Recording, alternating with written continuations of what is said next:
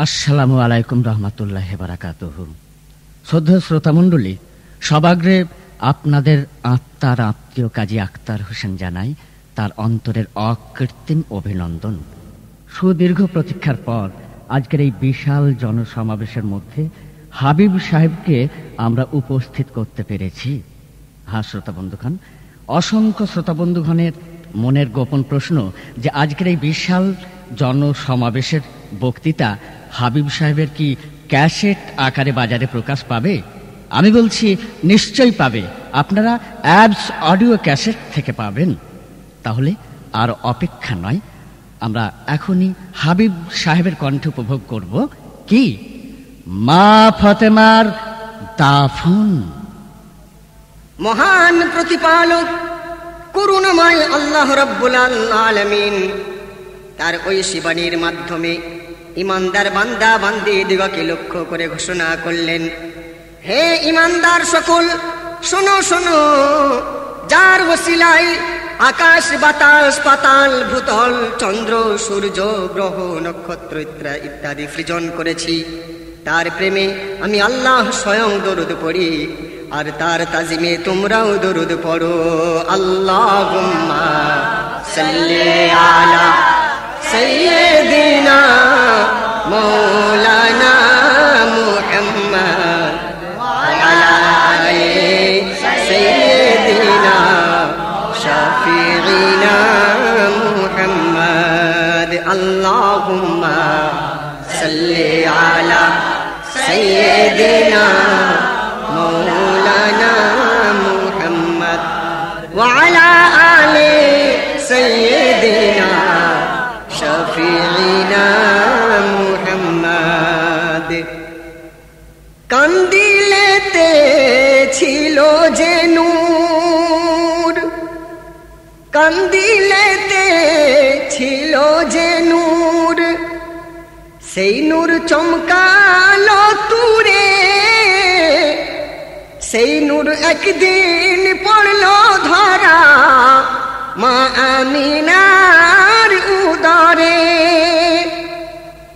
তিনি বোঝেন মনের ভাষা, তিনি বোঝেন মনের ভাষা, তিনি শোনেন ফরিয়াদ,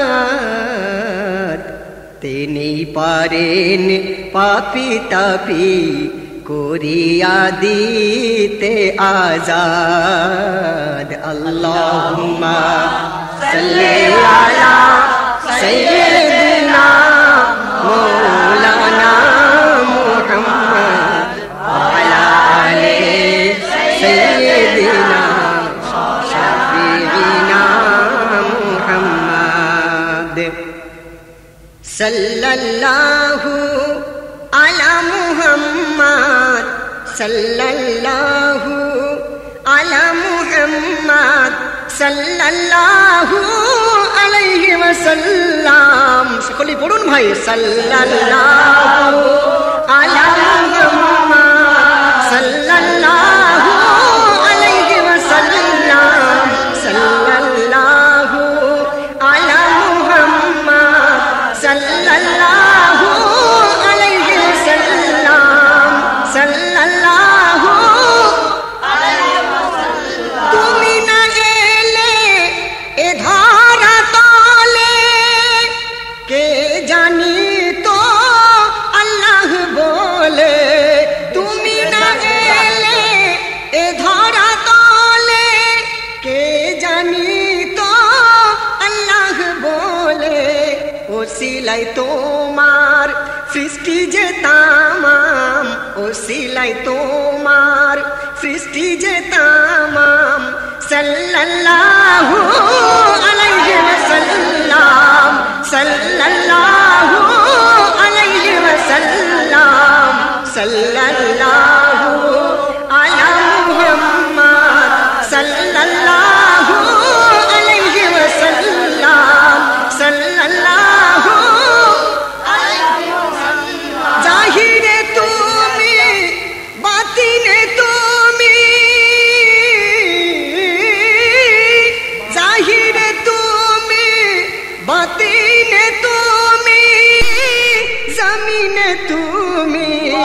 আসমানে তুমি, জমিনে তুমি, তুমি ফরশে আলম, তুমি আরশে আজম, তুমি ফরশে আলম, তুমি আরশে আজম, সাল্লাল্লাহু আলাইহি ওয়াসাল্লাম, সাল্লাল্লাহু আলাইহি ওয়াসাল্লাম, সাল্লাল্লাহু আলা মুহাম্মদ, সাল্লাল্লাহু আলাইহি ওয়াসাল্লাম, সাল্লাল্লাহু আলাইহি ওয়াসাল্লাম। রাসূলুল্লাহ হাবিবাল্লাহ,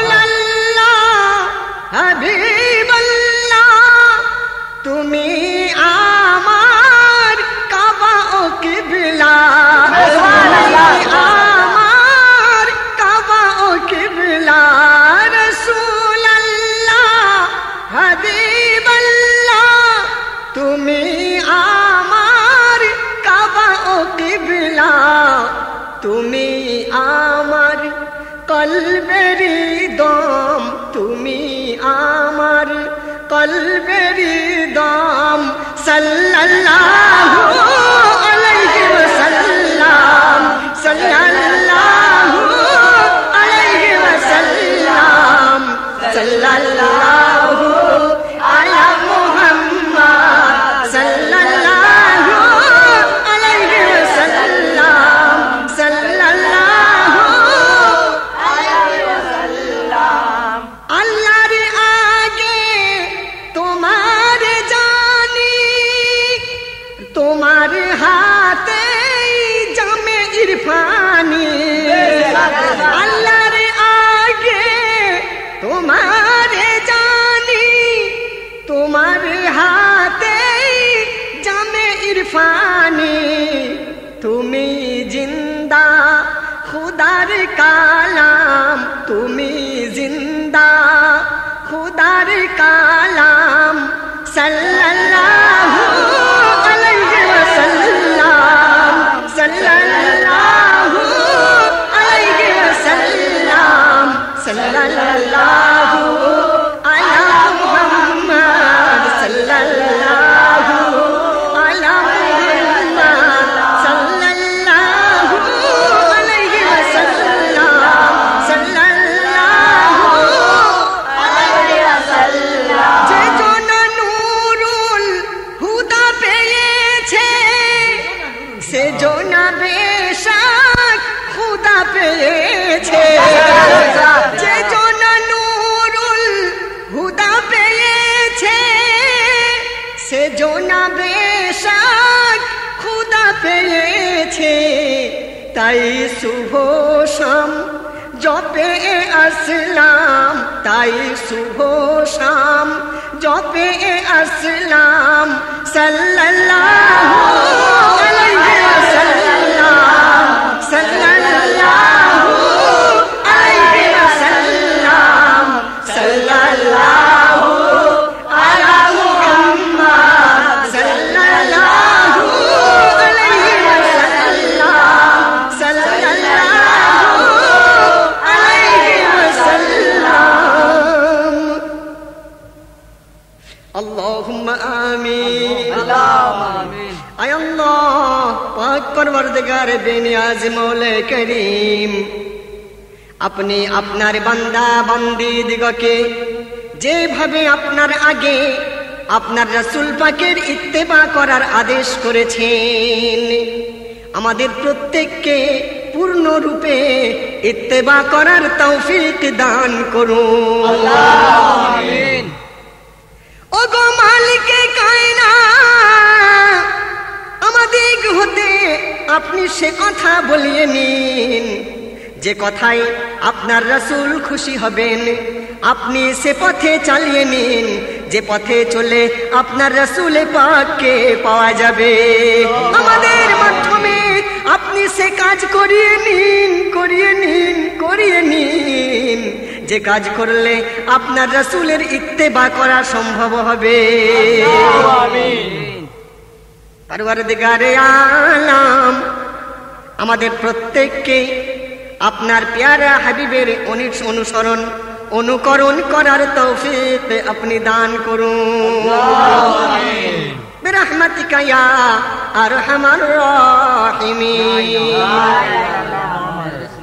মুহতারাম মুকাররম সম্মানীয় দর্শক ও দূরের কাছের নতুন পুরাতন পুরুষ মহিলা শ্রোতা মণ্ডলী, আজ আপনাদের খিদমতে এই অযোগ্য আসলাম হাবিবকে বাংলার বিখ্যাত শায়ের জনাব গুলজার সাহেব আবার আনয়ন করলেন।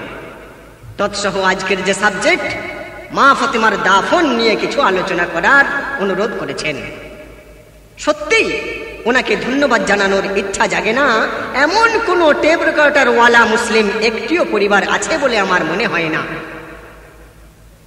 যদিও ওনার ডাকে বারংবার হাজির হওয়াটা আমার জন্য খুবই কষ্টকর, মনে একবার হয়, তথাপি মানুষটির যে দূরদৃষ্টি, প্রয়াস, প্রচেষ্টা, সুলক্ষ্য সৎ উদ্দেশ্য যা আচ্ছা আচ্ছা গুণীজনদের হার মানিয়ে দেয়। আগামী দিনে বিরাট বিরাট রথী মহারথী তৈরি হবে, কিন্তু যে গুলজার চলে যাবে সে গুলজার আর হবে না। যে আসলাম হাবিব চলে যাবে সে আসলাম হাবিব আর আসবে না। তবু কোনো চিন্তা নাই, কারণ কাতিব চলে গেলেও কিতাব রয়ে যায়, কাতিব চলে গেলেও কিতাব রয়ে যায়, হাসিব সরে গেলেও হিসাব রয়ে যায়। নিজের কথা একটু বলি, গুলজার চলে যাবে ফুল তার রেখে যাবে, গুলজার চলে যাবে ফুল তার রেখে যাবে। মনে রাখবেন আসলাম সরে যাবে ইলহাম রয়ে যাবে। ইলহাম মানে আওয়াজ। কবি নজরুল ইসলাম যখন বেঁচে ছিলেন সামান্য নিজের পেটের অন্নও জোগাতে পেরেছিলেন না। আজ তার কবিতা 9, 10, 11, 12 ক্লাসে পড়ানো হচ্ছে। আমাদেরও পাওনা সরে যাওয়ার পরে, মরে যাওয়ার পরে। বেঁচে থাকায় শুধু আঘাত, প্রতিঘাত, জখম, তিরস্কার, বিদ্রুপ, উপহাস ইত্যাদি। যাই হোক, তো আজ আমাকে যে বিষয়ে আলোচনা করতে বলা হয়েছে তা হলো মা ফাতেমার দাফন। দেখুন, ইতিপূর্বে মা ফাতেমার সংসার নিয়ে আমরা দীর্ঘ 10 ঘন্টা আলোচনা করেছি। মা ফাতেমার চাদর সম্পর্কেও 2 ঘন্টা আলোচনা করেও এই যে একটা ইম্পর্টেন্ট সাবজেক্ট বাকি রয়ে গিয়েছিল, এটা কি আপনাদের মাথায় ছিল ভাই? ছিল না। সেই জন্যই গুলজার সাহেবের প্রশংসা না করে পারি না, কারণ কলম আমার হাতে থাকলেও ছন্দ করে বলার তৌফিক আল্লাহ আমায় দান করলেও উনি কিন্তু প্রতিটি সাবজেক্টের উপদেষ্টা। তাই প্রতিটা ক্যাসেটে আপনারা লক্ষ্য করলে দেখতে পাবেন ব্যবস্থাপনায় কবি গুলজার সিপাহী। যাই হোক বন্ধুবর্গ, আজ মা ফাতেমার দাফন সম্পর্কে বলতে গিয়ে মনে পড়ে যায়, এ দাফন এমনই এক বস্তু যা থেকে মুক্তি কোনো রাজা বাদশাহ পেল না, এ থেকে মুক্তি কোনো ফকির দরবেশ পেল না, এ থেকে মুক্তি কোনো ওলিয়া উলিয়া পেল না, এ থেকে মুক্তি কোনো কবি সাহিত্যিক পেল না, এ থেকে মুক্তি কোনো গবেষক বৈজ্ঞানিকরাও পেল না, এ থেকে মুক্তি কোনো আম্বিয়াগণও পেলেন না। কুল্লু নাফসিন যায়কাতুল মাউত, মরণের স্বাদ প্রত্যেকের জন্য অবধারিত ছিল, আছে, থাকবে।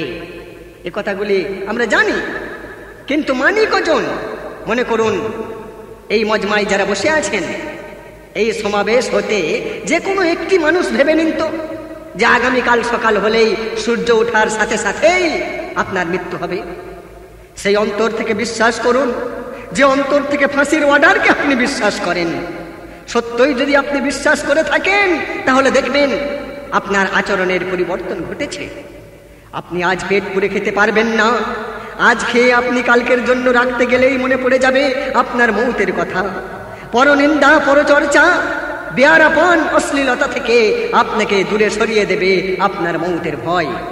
লুটতারাজ, খুন, ছিনতাই, প্রতারণা, হাসি, উল্লাস আপনার কাছে আশ্রয় পাবে না, কারণ সামনেই মৌতের চিন্তা।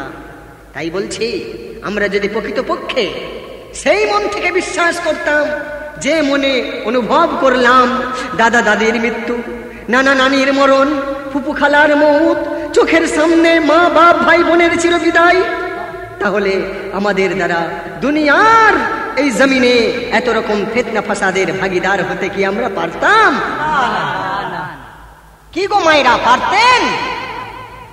আমার ভাইরা একটু ভেবে দেখবেন, যে স্ত্রীর কথায় আপনি আপনার ভাইয়ের গায়ে হাত উঠালেন, যে স্ত্রীর ইচ্ছায় আপনি মায়ের অন্তরে আঘাত হানলেন, বলুন সে সময় কি আপনার স্মরণে ছিল যে আপনাকে আর মাত্র কয়েকটি দিন ফুরালেই, সূর্যখানা অস্ত গেলেই আপনার হায়াতের চাকা থেমে যাবে, আপনাকে সব ফেলে চলে যেতে হবে, আপনাকে মরতেই হবে? যাবতীয় ওসিয়তকে আপনি অস্বীকার করলেও মৌতকে অস্বীকার করার সাধ্য কারও নাই। আছে ভাই? নাই। তবে হ্যাঁ, এই মৌত কারো কারো তরে শীতল পানীয় মনে হয়, আবার কারো তরে সাফা মারওয়ার মতো বড় বড় দুই পাহাড়ের নিষ্পেষণ মনে হয়। এই মুহূর্তে কোনো অভিজ্ঞ লেখকের একটি ছন্দ মনে পড়ে যায়। প্রথম যেদিন তুমি এসেছিলে ভবে, তুমি মাত্র কেঁদেছিলে, হেসেছিল সবে। এমন জীবন হবে করিতে গঠন, মরণে হাসিবে তুমি, কাঁদিবে ভুবন। কিন্তু হাসতে হাসতে মরতে কজন পারে ভাই? আজ মা ফাতেমার দাফন সম্পর্কে কিছু ছন্দের মাধ্যমে দলিল বক্তব্য শুনুন। কবি কি বলেন?